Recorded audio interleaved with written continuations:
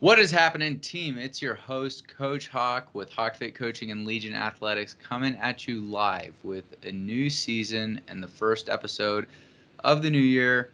This season of Anabolic Radio is going to be slightly different, as many of you are familiar with me bringing on guests to the show that are at the forefront of exercise science research and body composition development. For this season, not only will you get a taste of the latest and greatest from the science field, but we'll also be bringing on fellow coaches to get more of a practical insight for how to approach things similarly but also differently. Now, without further ado, I'd like to give the floor to Dr. Helms. How are you doing today, Eric? I'm well, man. Thanks for having me on, dude. Of course. How has your recovery been since the recent competition season? Probably the best it has ever been. So I'm exploring kind of the lower bounds of what do I think I can maintain in terms of leanness while still being fully recovered. And I think I've successfully done that. I'll be 8 weeks post-season in like 3 days. And I'm 6 kilos up from my stage weight, so 12, 13 pounds. Probably half of that is body fat. The rest is fullness, glycogen, regained lean tissue that probably isn't muscle. And actually, I think a fair bit of some new muscle gain, which is pretty sweet. Not going to be complaining about that anytime soon. So, yeah. And then just, like food weight in the gut and things like that. Normalized water balance. But yeah, I'm sleeping well. My food focus has diminished a great deal, which is good. There's probably still a little more to go there. I think that's probably more behavioral than it is anything else. And yeah, not irritable and progressing really nicely in the gym, which is another one of those metrics that makes me think there's probably some muscle gain going on. And I've still got a lot of my lines. This is probably leaner than most people who are non-competitors would diet too. So I'm pretty pleased with it. So yeah, I'm sitting around 85-ish, so like 187, 188, and my stage weight's like 175, 176, right in that range. So yeah, things are good. Really can't complain, and yeah, excited to start the new year in earnest. I'm happy to hear. For those of you listening and you're not following Dr. Helms, you should go give him a follow. But he recently competed this past year and earned his pro card. Now, I believe that achieving pro status is something that definitely has to occur mentally and physically and with the process before any sort of external validation is rewarded. And it just so happened that this past season, Dr. Helms was rewarded with that pro status. So how did it feel finally accomplishing that? No, it was a really great experience. I mean, I remember when I won a PNBA Pro Qualifier in 2011, and my first thoughts were it was a momentous moment, but at the same time, I was also like, oh, this is a small show. I barely won. This is I caveated it. I caveated it almost immediately in my mind when that occurred. But this time, the WNBF Pro card, it means a lot more to me personally because I have been gunning for it, or at least had the goal of eventually getting to it since before I even started competing. The very first show I ever attended was actually a WNBF show in Augusta, Georgia, that I attended as like a test judge as a favor to some local folks there. That was Rodney Hilaire's show. And that was the first time I saw natural bodybuilding. And I was like, oh, wow, I want to do that. I didn't know it was a thing. Like, I was kind of more aware of the untested side, or at least I hadn't seen it in person. I was recently aware of it being a thing. And I had seen back in the day, this will age me a little bit, or date me a little bit, I should say.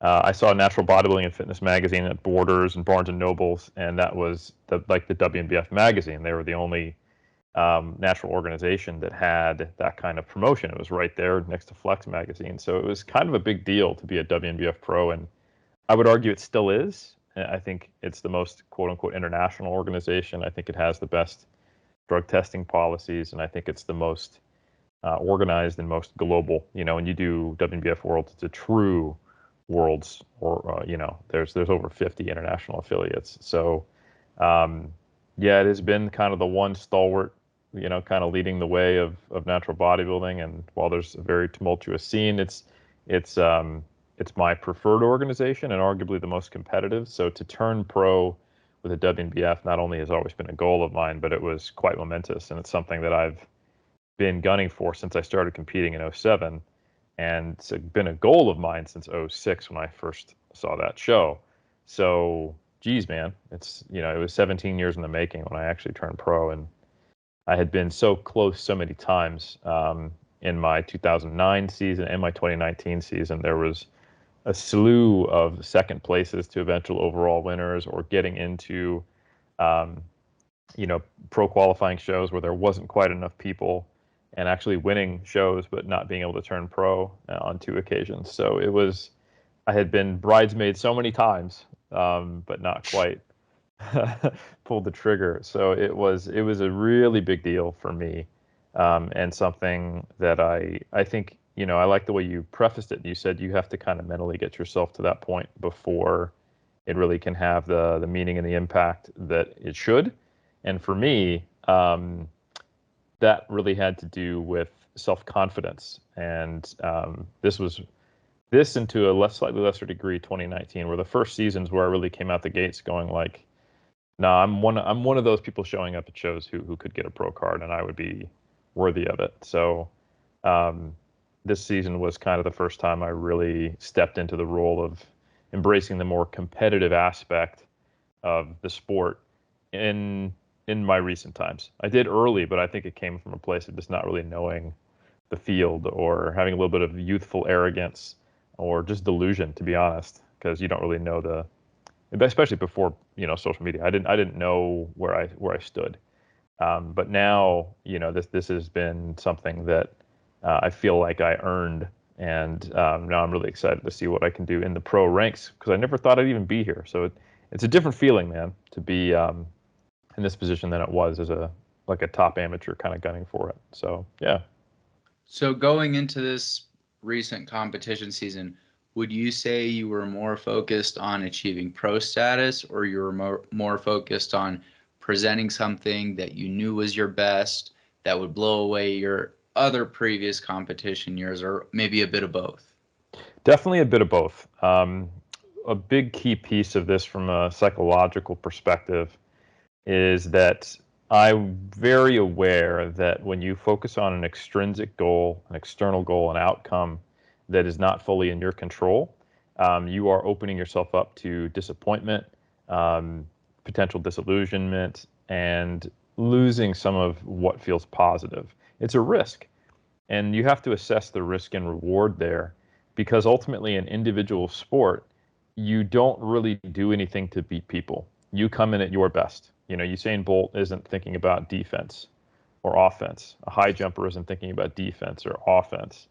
Um, it's not like an individual combat sport where you have an opponent. Like, yeah, you're graded and ranked against the other people next to you, but ultimately, you don't get to kick them in the leg while they're doing a front double bicep so they can't hit the shot, right? You bring your best, you show up in the best condition you have, and that's the only power you have. You practice your posing, you get in shape, you build a good physique in the off season, you make sure you maintain it, and you present it well on stage, you nail your color, all the little things that go into your presentation. So I think I had enough presence of mind to go, look, I'm going to bring my best this season, and I'm going to feel really good about that regardless. But I also do care about winning, and I want to put some emphasis on that. But if I am at my best and I don't win, I might be disappointed, because that means my best isn't good enough. But I'm not going to be disappointed in myself, because ultimately I did everything I could, and it just means I need to go back to the drawing board and figure out what I need to do next time. So I guess the take home, if I was to send a message out to all the other athletes out there, is that you need to have a certain level of maturity and perspective to set extrinsic goals so that you don't take it the wrong way and end up blaming the judges or acting like, oh, this sport's so subjective, or I didn't get a good look, or something like that. You need to be able to have a really solid foundation of an internal why, which I have for years. I'm going to be competing and loving bodybuilding regardless of where I place forever. But that doesn't mean I can't also have that cherry on top of these competitive aspirations, so long as they are not subverting those intrinsic reasons, which I think in retrospect, I felt I was ready for this year and to some degree 2019, but I was really pleased with how I handled it. Although it did feel different this year, being more focused on the outcome. What about it felt different? Was it your approach was a bit more efficient this time, or in 2019, you took it there, but this time you were more familiar with how that would feel from a training and nutrition perspective? I don't think it changed my X's and O's that much, although I did feel like I had more of a motivational reserve to tap into. Like there were some days where I had like an open-ended amount of steps I wanted to get into. So we leverage a lot of auto-regulation. So for example, I have a 12 to 15K step range was the highest I got. And then for most of the prep, it was like 10 to 12K. And, you know, to some degree, that's going to be influenced by just what happens in my day-to-day life and how I feel. And, if I'm going to be pushing the lower end of my auto-regulated calorie intake, I'm probably not going to also push the high end of my steps, because we're trying to see how it fits with my training the whole week, et cetera. Unless maybe it is the last day of the week, I have an off day the next day, I'm feeling good and I could. So there were times where I felt like, I could do another few thousand steps and I could tap into like, let's go. It's time to be a professional, and I could tap into that kind of competitive drive, which isn't really on the table when you're not considering anybody else or competition. It's easier, I think, to rationalize. But again, another double-edged sword there, right? You can also rationalize with a competitive mindset of doing too much and, kind of burning yourself out because you're like, what my competitors do, while they're sleeping, I'm working. It's like, well, maybe you should sleep too. Sleep's important. Kind of like, like the mentality of always outwork everyone else. It's not, you don't win by outworking everyone else. You win by doing what is necessary to optimize your outcome. And sometimes that means pulling back. Sometimes it means pushing forward. And a mature competitor is someone who knows their limits, knows their capabilities, knows what they can accomplish right now, and is focused on getting the job done. They're not looking for extra credit through effort, because in a bodybuilder's mentality, that more often than not results in doing too much. So from an X's and O's standpoint, not too different, to be honest. It was nice to have that extra reserve to tap into, so long as I could do it from an objective place, to not risk the other side of that sword. But I think what was most different was that the energy I had going into my competitions, I was more nervous than I had been in prior years because there's more on the line, when you're focused purely on, I want to be the best version of me I can be and present myself well on stage. It doesn't really, there's not many unknowns. Like once you're used to peaking and your physique is, once you're in shape and you're like, in 2019, I remember from June onwards, I had a sense of peace and calm and lower nerves than I did in any prior season because I was eating up, I was in shape, we weren't trying to get any leaner, I was shredded, and we were just trying to show up and be at my best and just tweaking the peak week a little bit for those last 3 shows. And it was only in the July mayhem that I did where there was a pro card on the line. And I was thinking, I've got a shot here, where I was disappointed by placing second. But I wasn't nervous prior because it wasn't my main focus. I wasn't like, yo, I'm going to turn pro at this show. I was like, oh, this is something it was a much smaller portion of my motivation. But in 2023, just last year, every show I was going into was a pro qualifier, and I scouted it out and made sure that there was a legitimate shot. I wasn't doing any shows unless I could turn pro in them. And each time it was like, well, who's going to show up? You don't know. Like, not everyone has an Instagram. How are the judges going to see it? And if my peak is a little bit off, is that going to be the difference for me to be 1 point behind and play second? If I don't get my color right. So there was a certain level of nervousness and anxiety that I had to manage. So that's that other kind of side of that sword, and you find Mm. out if you're a clutch player, if you will, or not. And I think fortunately, I proved to myself that yeah, I perform very well under pressure, which has been true in my professional life and in powerlifting, for example. I do well on the platform and I do well on stage. Like my posing was really good this year. I didn't stress myself out to the point where my peaks were unpredictable and I looked spilly and I couldn't sleep or anything like that. But definitely I had to manage my nerves. I remember sitting in the hotel room, waiting to take my polygraph on a Friday and just kind of feeling like I needed to fill the time and space because my mind would just start spinning. So I was like, all right, let me watch a Netflix, show or something like that. I need to make 2 hours go away so that I can go to sleep. And then when I wake up, great. And then we can start the show day. And that wasn't something I'd experienced in the last season prior to that. Mm. I love what you said when you were saying there's a certain level of maturity that's required to really hone in that final product. And I'm saying this because I learned that from experience. My 2022 prep, there was a point, I would say, like at the 6 week out mark from my first show of the season, and I was like, man, I'm not lean enough. And so my anxiety kind of led my decision making for the remainder of up until that show, and then I would say most of prep, where I started prioritizing cardio a little bit more, a little bit lower food, and then my training performance started to suffer. And then it's like, okay, if my training performance is suffering, there's a degree of lean mass that I'm going to lose as a result of that.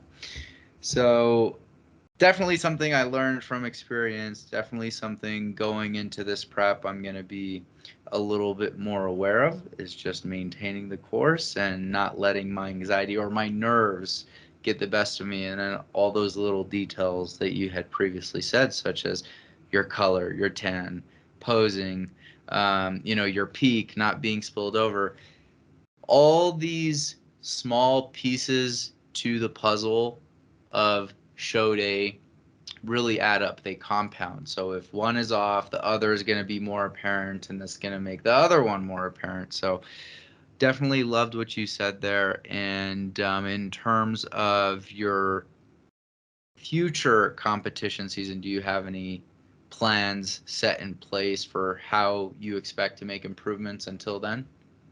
Yeah, absolutely. I think the biggest thing there is that I am going like monogamous with bodybuilding training. Um, for those who haven't followed my lifting career, I've always been I would say a physical culturist, if we really want to use the correct historical term, someone who's been focused on the function and form and the discipline and the mental and physical, um, all in the same. The aesthetic follows the the performance. Was kind of the way I did it. The first competition I ever did was a push pull powerlifting meet in '06, and then I did a my first bodybuilding season in '07.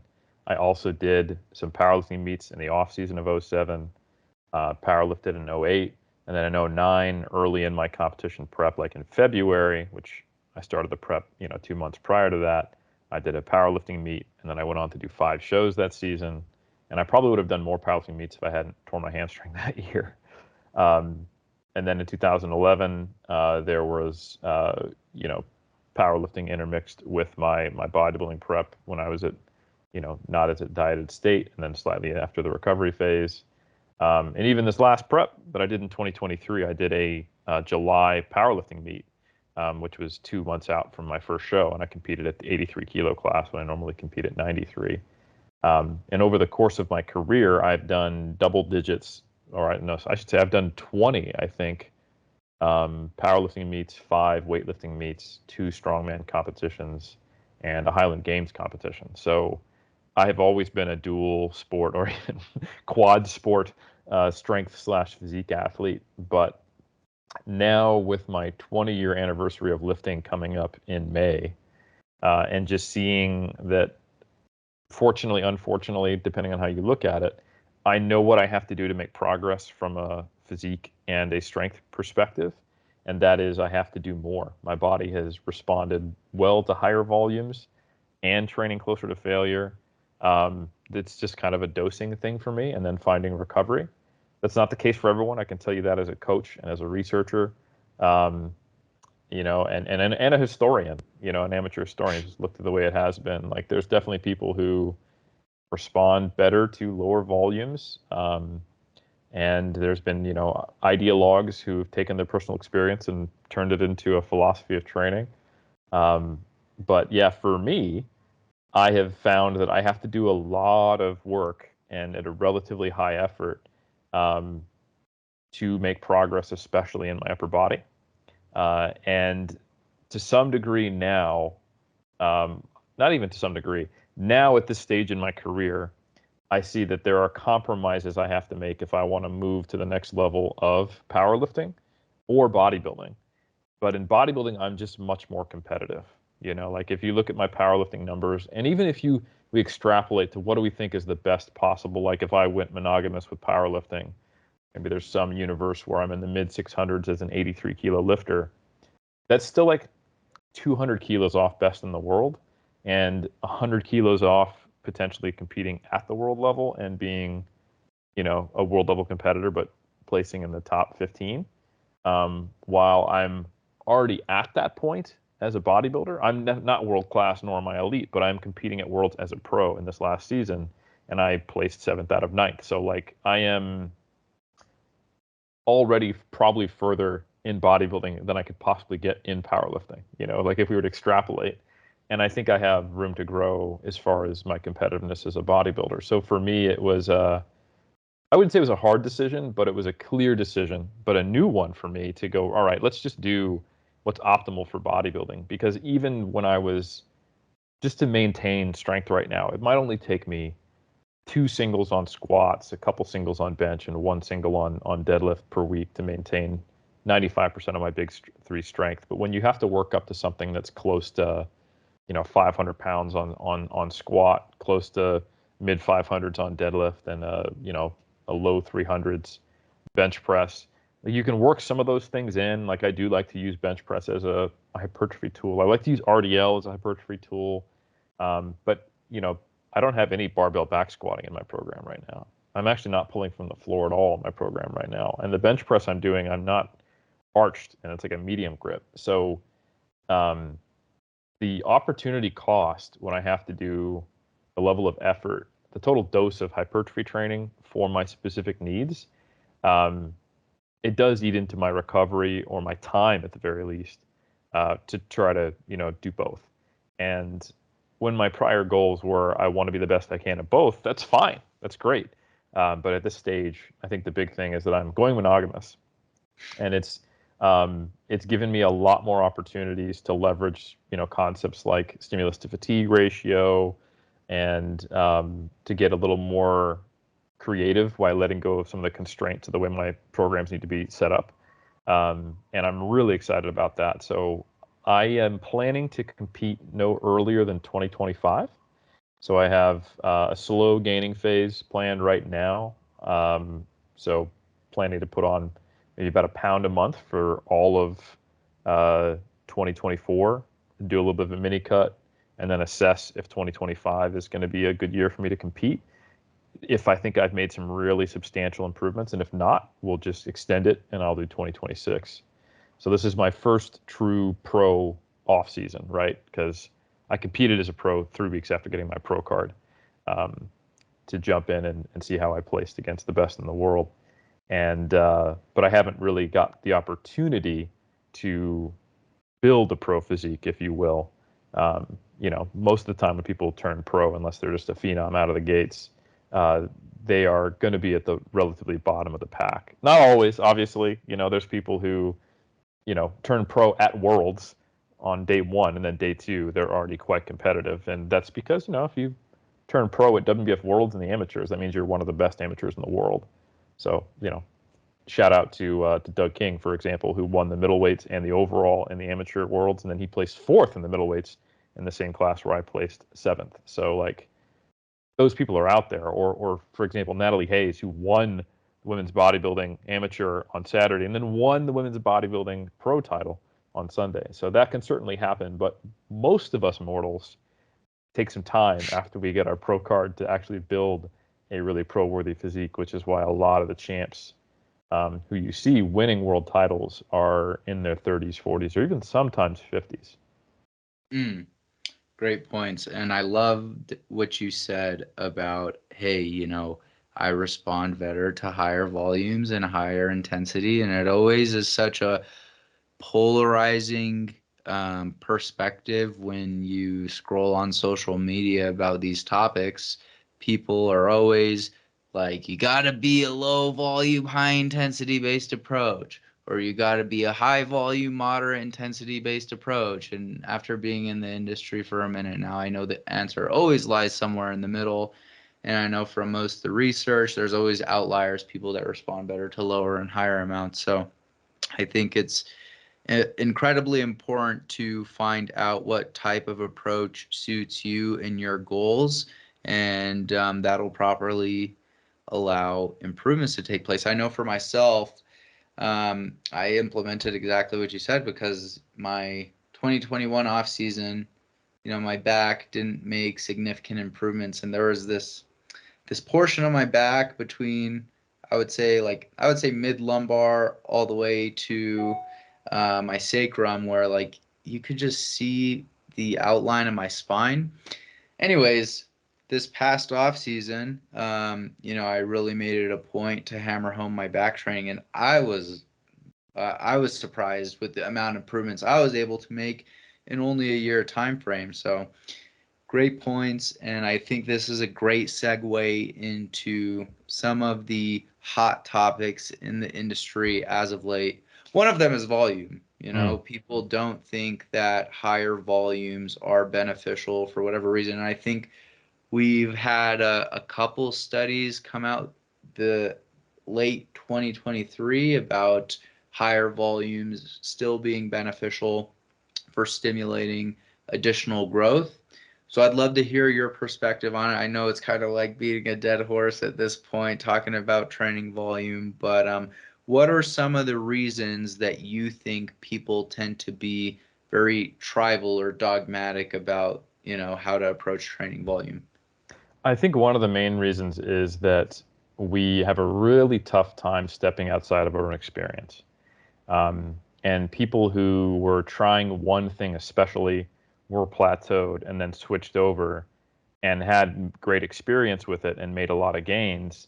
They have a really tough time imagining. It depends on the person and how naturally empathetic they are and, you know, what their life experiences have been. Have they coached? Are they young? Have they seen a lot of things, or do they hang out with a lot of people who confirm their biases? That's the thing, and social media can do this even if, it's not occurring at your gym.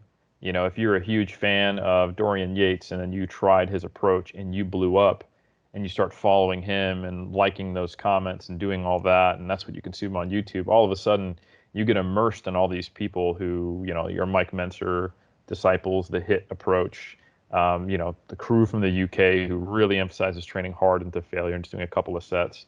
And you can find examples all throughout history of people on the full end of the volume spectrum who have incredible physiques, and you start to value the anecdotes more that confirm your experiences and, kind of confirm your biases. And I think that can happen across that whole map. So I think the main reason is that people have a tough time stepping outside of their experience, and you kind of have these anecdote versus anecdotes. And each person is trying to explain why the other person's anecdote isn't valid and why theirs is. And that's kind of fruitless. And unfortunately, I think, and unavoidably, this influences even how we see research. So, you can tell someone's biases based upon how critical they are in accepting or being skeptical about research that comes out. And they don't provide the same level of skepticism on like, if a study, like for example, the meta-regression comes out that indicates, hey, training closer to failure is better for hypertrophy. And they'll just be like, I knew it all of a sudden. You could tell that they're not really reading it in depth. They're just like, this is great. Of course, we've already known this, and they'll even make claims that extend beyond the findings of it. A classic example is that a lot of people who were kind of like anti-science, because they perceive that there was a lot of pro-volume based analyses coming out, all of a sudden are happy to support this meta-regression because it had a pro-failure thing kind of come out, right? But then they right out the other side of their mouth, they'd say, and yeah, therefore you need to do lower volumes and train closer to failure. But the funny thing about this meta-regression is that it didn't really make statements about volume. It just made statements about proximity to failure, and that training closer to failure, when all else is held constant, seems to be better for hypertrophy. And when you look at all the moderator analyses, which essentially means that once we start excluding studies and reassessing this relationship and this meta-regression based upon what type of studies are included, you start to see the estimate of the benefit of going to failure decrease when you start looking at different types of studies, like when there's concurrent training going on, when you're training with higher volumes, when you're training with higher frequencies, most notably when you train with higher loads. If you're training with 80% of 1RM or higher, the benefit of failure actually goes away in this meta-regression, indicating that when you're already lifting a 8RM load, you're close enough to failure where it probably doesn't matter right out the gate. So training 4 to 6 reps at a like 3 to 4 RIR is probably just as effective as doing 12 to failure, on average, when everything else is held constant. All the other terms and conditions apply. But you won't see those people who have a pro-failure bias say that. They'll kind of ignore that part of the analysis. And we saw the same thing actually when we were looking at the volume meta-analyses that came out in the prior decade, 2017, Schoenfeld et al. And I was guilty of this too, or Boswell's 2021 analysis, where the overall picture said, hey, 10 plus sets is better than 5 to 9 or 1 to 4. And then in Boswell's analysis, 12 to 20 sets seem to be better for most muscle groups than 20 plus. People kind of just treated that as one big continuous analysis. All right, so 10 to 20 sets on everything, and sometimes it's better to even go higher, was kind of where we were at. And then the error they would make, which wasn't actually supported by that data, was, and to reach those high levels of volume, you should go, reduce your proximity to failure if needed to hit those volumes. But the funny thing is that the studies included in these meta-analyses by Boswell and Schoenfeld, I think all of them, if not the vast majority except for 1 or 2, were on people doing those proximities to failure, doing those volumes, but training to failure. So this is 10 to 20 sets of mostly failure training, either volitional, like a 10 RPE rated by the person, or actually motivated to go to concentric failure by the research staff. But nonetheless, even if it's they're misrating their RPEs, a still very high subjective intensity, a high level of effort, higher than what most people are doing in the gym, even if you were to walk into a hardcore gym. And I know that from having been in both environments as a researcher and somebody with 20 years of lifting under my belt. So in either case, it belies a couple of issues with just the way humans behave. One, we confirm our biases and we overrate our own anecdotes versus those of other people because we've observed them, we've experienced them, it's natural. And then 2, we have a really tough time thinking in terms of multivariate relationships. We like to go, okay, how does X explain Y? Not this how does X, Y, and Z explain, A or whatever. So we immediately go, well, the natural question is it more important to do more volume or go to failure? Like that's not a good question, right? Because we don't just do one. When we go to the gym, we're combining a ton of things together. And also for who, when, like it might be appropriate for Jeff Alberts at 52 to be doing a very, very low volume program where he doesn't actually think that he's trying to put on necessarily more muscle or that his recuperative capacities are constrained. Sure, even in his 30s, he was on the lower bell curve of the volume, distribution for sure. Don't get me wrong. Like he does respond better to lower volumes, but we're kind of seeing the extreme version of that with him at 52 and going, okay, how do I be the best version of me? Which, by the way, did happen to be the best ever yet, which is very inspiring. But when someone's at a stage of, I'm going to be competing every year, I don't know if I'm going to be building a ton of muscle, my recovery capacities are a little lower, I have a family now, and I respond better to lower volume, it's easy for someone who is like a Mike Mentzer adherent to look at that and go, see, the best in the world do low volumes. Um, and not think about the context because it confirms their biases. And they're not thinking about all those multiple aspects of that relationship that explain what we're seeing. So in the research, we have a really tough time with reconciling things that require multiple variate included criteria, and even the concept of a multiple regression, where the relationship is true once you hold everything else constant, is not the way our brains think. Like if I told someone, yeah, in this multiple regression, the closer you get to failure, the better. And they go, okay, so I should take all my sets to failure. I would go, oh, no. That's when you hold everything else constant. So how much volume are you doing? How often do you train? Are you in a calorie surplus? Like all these other things need to be in place for that to be true.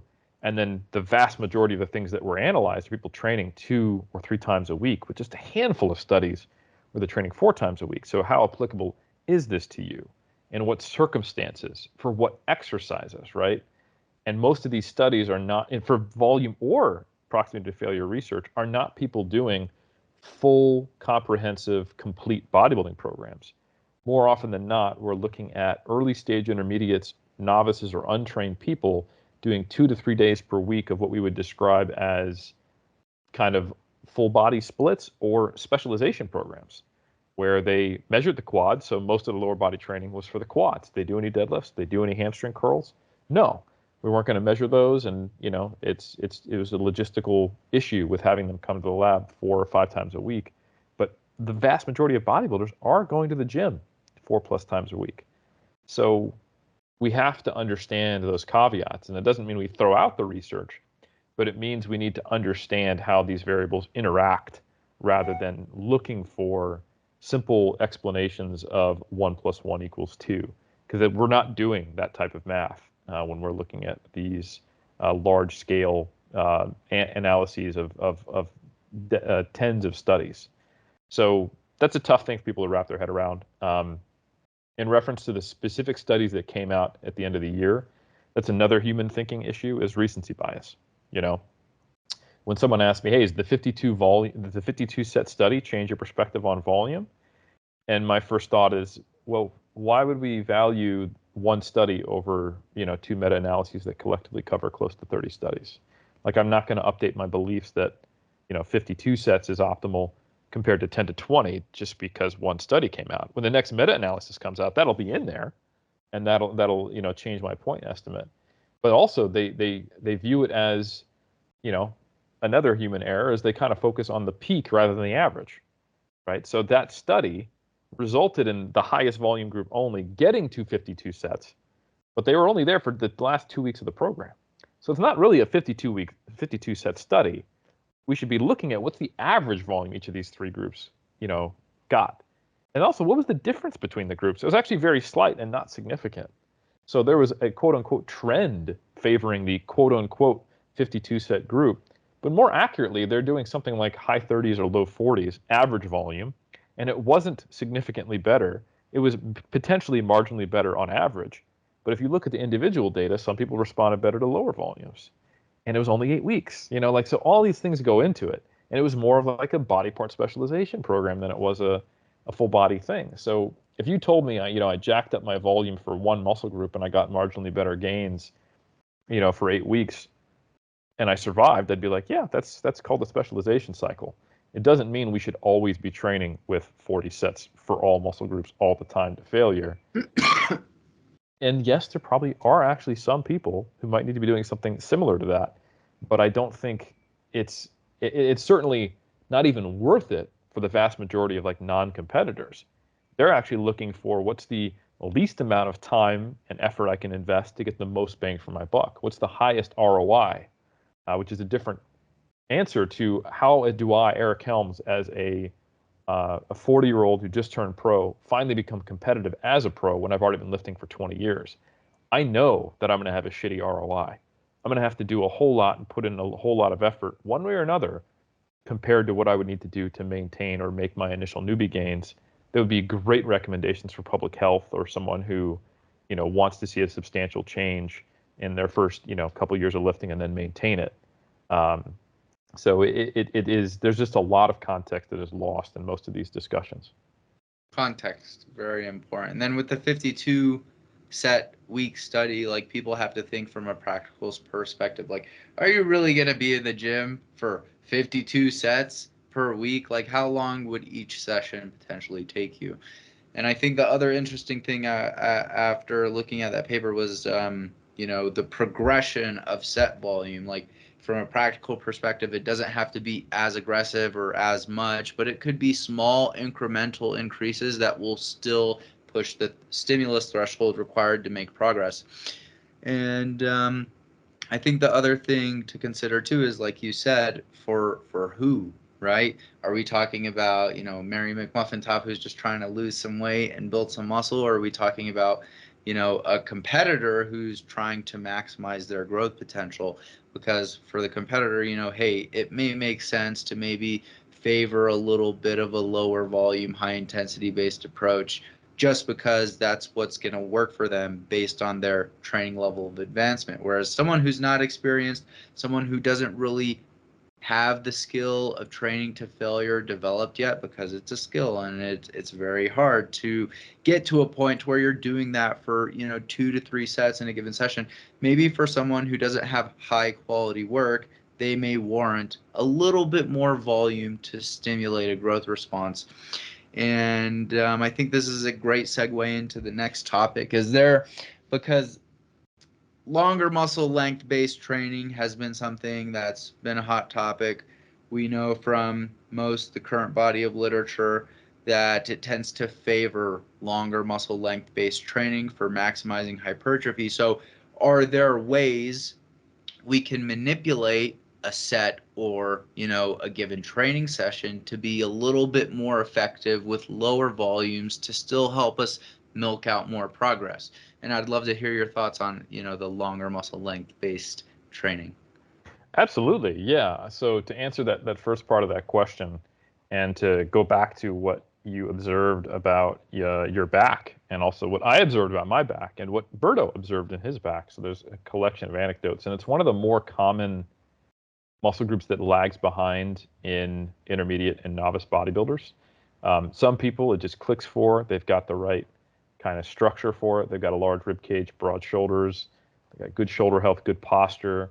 They have a good mind-muscle connection with most back exercises, and they don't have an issue. These are the type of people who recommend doing pull-ups all the time, and their back blows up.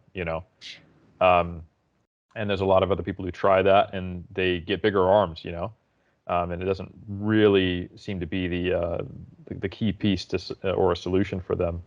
The back is unique in that it is a great kind of example of how biomechanics are typically not in your favor from a muscle growth perspective. The vast majority of pulling exercises we use for back development have a force curve such that it is hardest when you are at a shortened muscle position. So getting your chin above the bar on a pull-up, or actually getting that barbell row to your chest without cheating. What you can row off the beginning of the range of motion versus what you can get to actually touch your abdomen or your chest or whatever kind of row you're doing is typically vastly different. And if you thought about, all right, well, how many reps could I do on this cable row if I just had to get my elbows in line with my body versus me saying objectively I need to get my palm to touch my abdomen? It's probably almost twice as many reps in some cases. That's how disproportionate that force curve is. There's a reason why, in the military, Marines are like, now you got to get your chin above the bar, because that could be the difference between getting 5 or 6 fewer reps than if you just got your nose to the bar or the top of your head, or you just pulled to the point where your elbow was in line with your shoulder. And that's because you're so much stronger in the lengthened position because of the biomechanics of the back exercises and just the nature of those movements. So I don't think it's any accident that we also generally see people recommending doing higher volumes for back work than they do pressing work. And people seem to be fine training closer to failure, and you don't get sore on back work compared to pressing work. So those anecdotes really make sense. Like you got the old Poliquin, like do twice as many sets for your pulling versus your pushing, and supposedly that's good for shoulder health. But Poliquin is a big time kind of bodybuilding emphasis guy, and a lot of people they find not only did they feel it benefited them from doing more volume from upper body, but they had no issue doing it. You know, like it, you rarely hear people who are like, I just wasn't recovered from my back day. You know, unless they're including deadlifts on that day. So I think if you could create a world where everyone was doing exercises or had access to prime equipment, or they were doing, kind of overloaded like lengthened partials to where they can't really complete the rep on back work, we would probably see some of those anecdotes change. We'd probably see people talking about similar levels of volume for the back are appropriate as it is for the pressing musculature. But I think that's basically an artifact of the nature of back training, right? That you see more people trending towards, higher volumes. You see less fatigue and DOMs from training to failure on your back, et cetera, et cetera. So that's, I think, really interesting, and it kind of is one example of the connection between this quote-unquote new topic of length and partials and the volume and intensity discussion we just had. So I definitely think that the back is probably the largest potential, even though we don't have research on it, because most of our data on, long muscle length training in the various forms it's been done in, quads, hamstrings, arms, and that's pretty much it. A little bit on the glutes, a little bit on the pecs just coming out, and it's still emerging. But the data is super, super clear. Sometimes people think about long muscle length training and they insert length and partials because of that's been getting a lot of discussion. But the overall data on just is training at longer muscle lengths superior for hypertrophy, the answer is a very clear yes. When we look at seated leg curls versus lying leg curls by Mao and colleagues, we see greater hypertrophy in all the muscles that are at a longer length in the seated position from seated leg curls, and we see greater hypertrophy in all the muscles that are lengthened in a lying position that contribute to knee flexion, like the sartorius and in the lying leg curls. And those aren't the only designs. We see this in isometric studies. When you do isometric training where there's actually no change in joint angle, if you do that in the stretch position, you see greater growth than when you're in a shortened position. So even when range of motion is the same or non-existent, the cool thing about isometric, there's no range of motion. The only thing that's being manipulated is the joint position and therefore the resting length of the muscle during the contraction. And like I said in a leg curl study, seated versus lying leg curl, same number of degrees of knee flexion, but greater growth in the muscles that are stretched. And Mao also has a study on this in the triceps. So we see a lot of data converging on the same point. And yeah, it's kind of early-ish days for the length and partials, but it's all neutral to positive. The majority of studies either indicate that doing length and partials, i.e. just performing the last half of a given range of motion, or sorry, first half of a given range of motion, seems to produce greater hypertrophy, definitely compared to doing the shortened position, and often compared to the full range. And I think that's probably going to be more pronounced in exercises where you expend a lot of energy in the shortened position to finish the rep, like the calves. There's a study by Cassiano and colleagues, and everybody knows you do calf raises, the hardest point is really just trying to get that last little bit of lockout. And you're expending a lot of energy, mental and physical, to finish a rep on a calf raise. And maybe if that would be better spent just doing kind of the bottom half. And that's what, for example, Cassiano found in their study on the leg press, where they had a group just doing the first half, a group just doing the last half, just kind of lockout, or a group doing the full range. And the group just doing the first half of the range of motion, kind of going from dorsiflexed to a neutral foot position, outperformed everybody else in terms of hypertrophy of the gastrocnemius. So I think those findings will keep happening, and I think we'll probably see it be more favorable for certain muscle groups or certain study designs. But ultimately, what we are very clear on is that if you can find a way to place tension on a muscle when it's at a longer length in your training, it's going to be at least as good, if not better, than otherwise. Doesn't necessarily need to be the longest length or the highest tension at the most stretched position. It really probably has more to do with kind of the average kind of area under the curve of the tension and where it's placed and getting your muscles in a longer position. And it also doesn't mean there's never a place for training a muscle in a shortened position. You only have so much time in a given microcycle and so much recuperative capacity. So, for example, I train my arms right now on 3 different days. And I do on my last day, on day 5, I have a shoulders and arms dominant upper body session. And the last bicep curl that I do of the week is actually a concentration curl, where it's actually hard once you're getting it into a shortened position. And the idea there is I'm getting some stimulus in, but 48 hours later, I have to do a chest and back day. And it's not like you don't use your biceps and triceps on that. So I don't want to go into that with DOMs and under recovery, but I do have a little bit of room to sneak some more stimulus in to the program. So you can do things like that. Maybe you have an upper lower split and you have 3 upper body days or 3 lower body days, and in the middle one you do more shortened position work so that you're recovered for that day 3. So there's a lot of different applications, and I think absolutely, to answer your question and combine the 2 topics, training at longer muscle lengths, it produces more stimulus, but it's also probably going to produce more muscle damage on average, a little more DOMs. Anyone who's experimented with this knows that, at least initially, before they start acclimating to it, that is certainly the case. So you have to account for that in some way.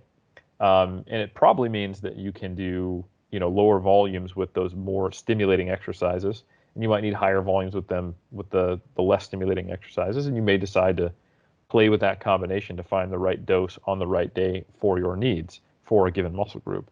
So it's intimidating because there's so many things you can do, but it's good just to know what's going on under the hood so that you can make those programming decisions in a fully informed perspective. Great points.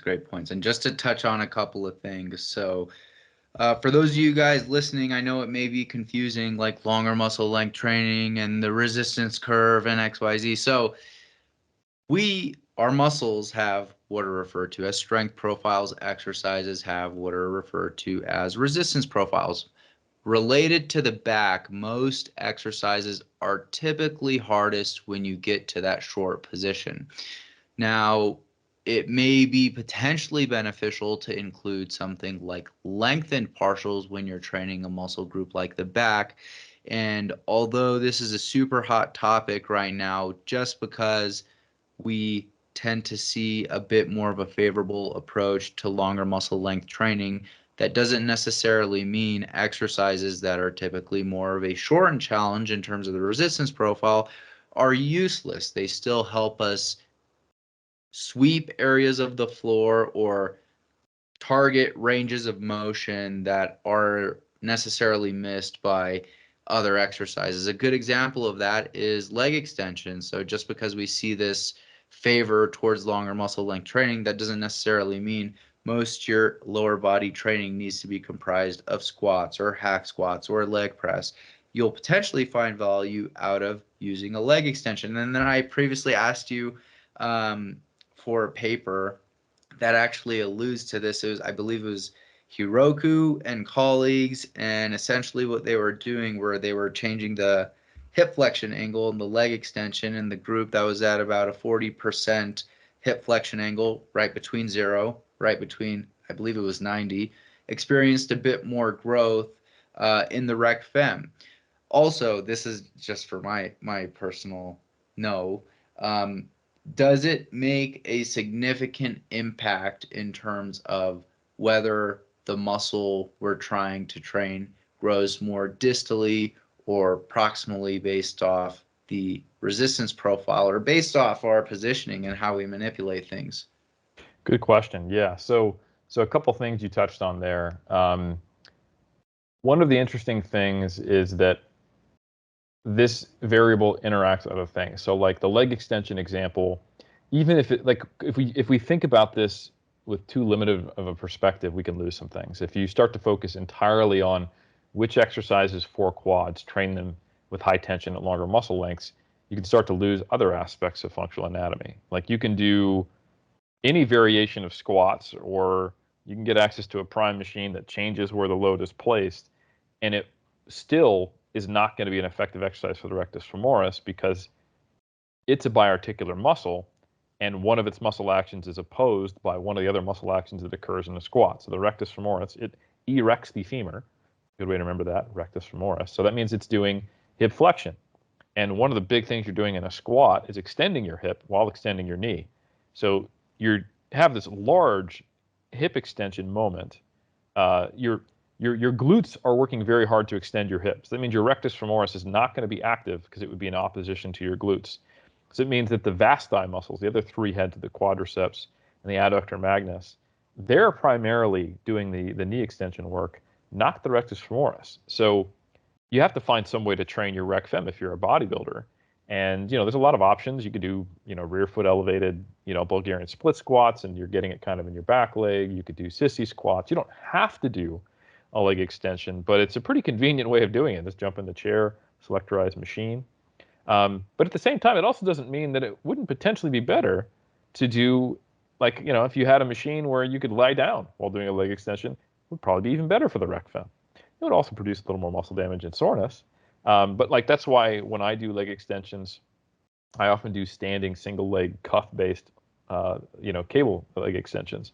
That's also because of equipment constraints when I train at home. But I actually prefer to do it that way, even though it takes twice as long.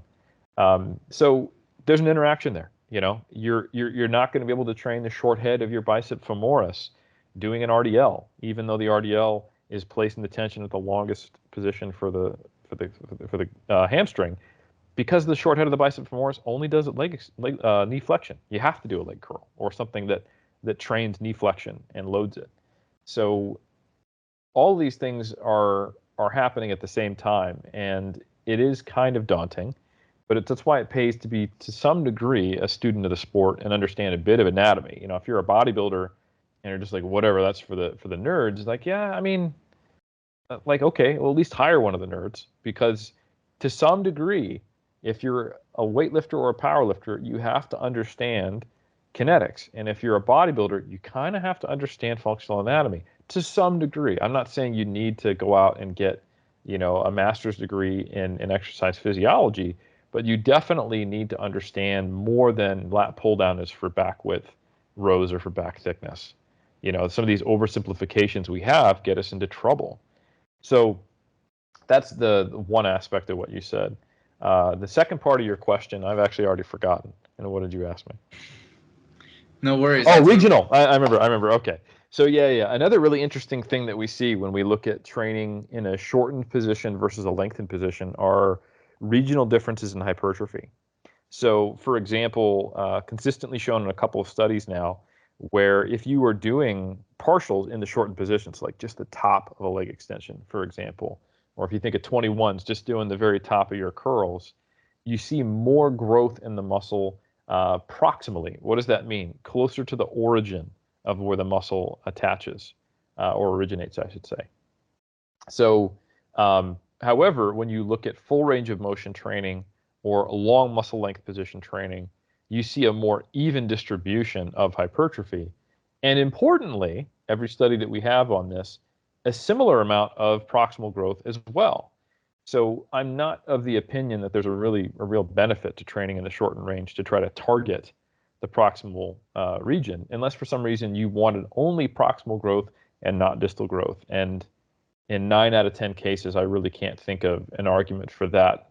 Like maybe if you wanted like inner chest development only, you could potentially be doing a little plate squeezy exercise. But most of the time, we're looking for as much muscle growth as possible across all regions of the muscle. And if anything, the distal growth is kind of what we associate with some of the aesthetic outcomes we want in bodybuilding when you actually think about it. So I don't see a real argument for purposely doing shortened work unless you're trying to have a lower fatiguing exercise slotted in somewhere, like I mentioned earlier, because the regional differences, like everything that shortened work does, is encapsulated in full range or long muscle length partials. But it is good to know that this is a variable which influences the outcomes in terms of regional hypertrophy. Great points. And I think we need an acronym for longer muscle length based training because it's such a long thing to say. That's right.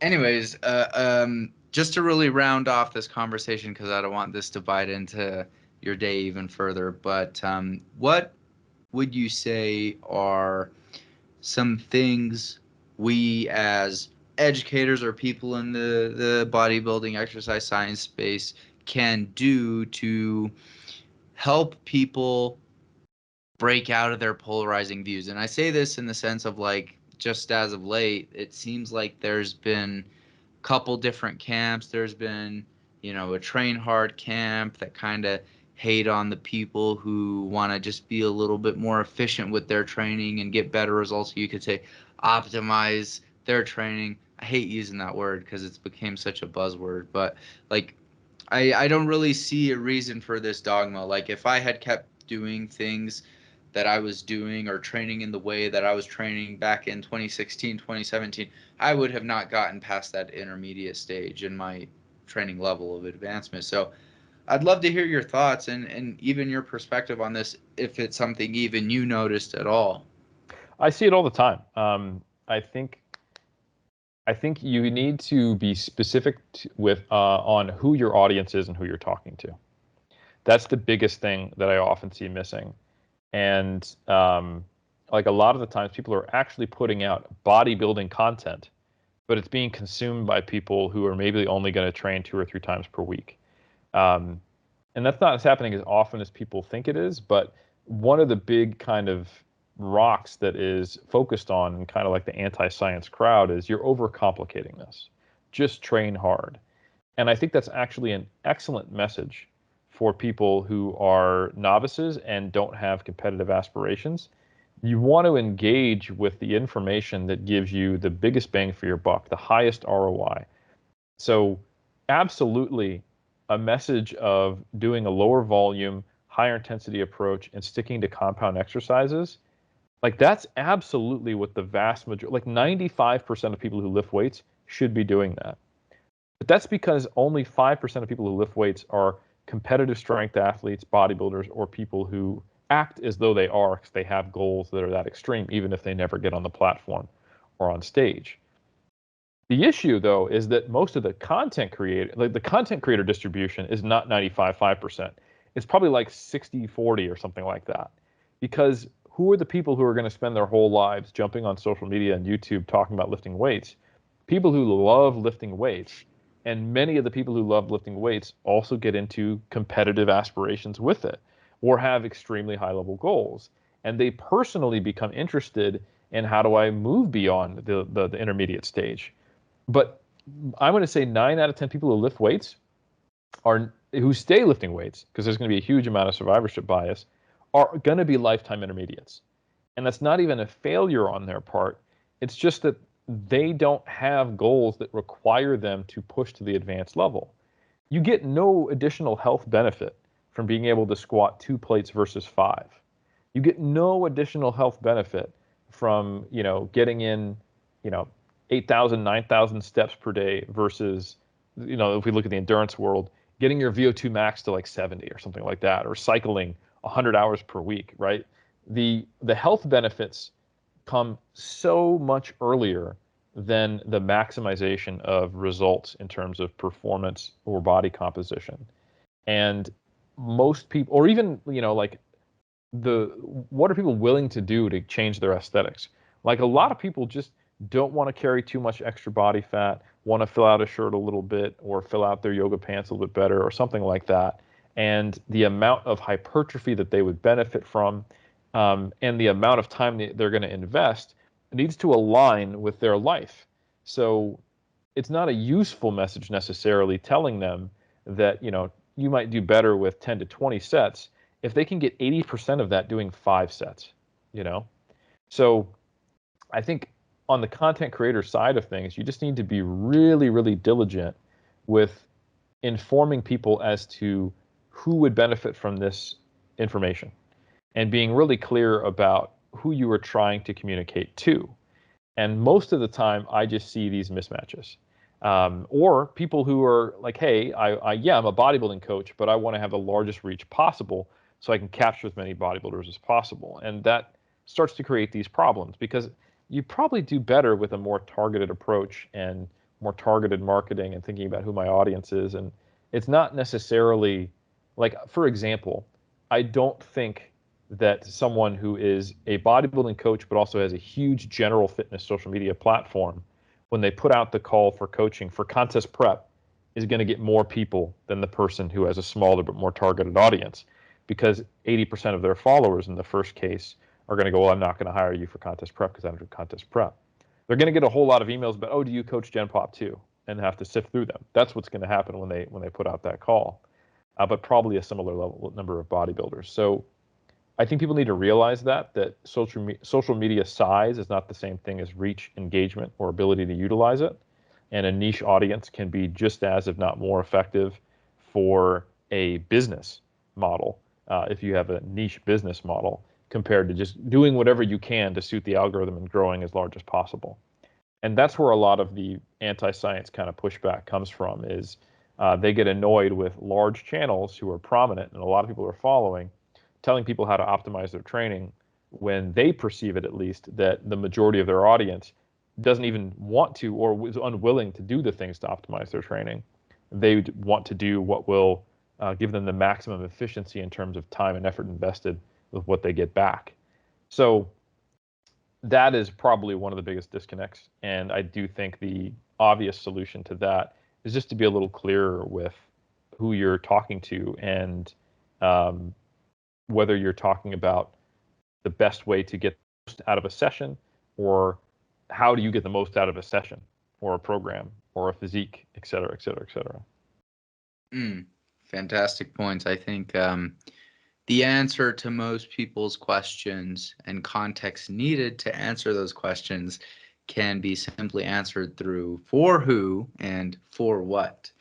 And I want to thank you for coming on and blessing the start of this new season and the start of the new year with this fantastic episode.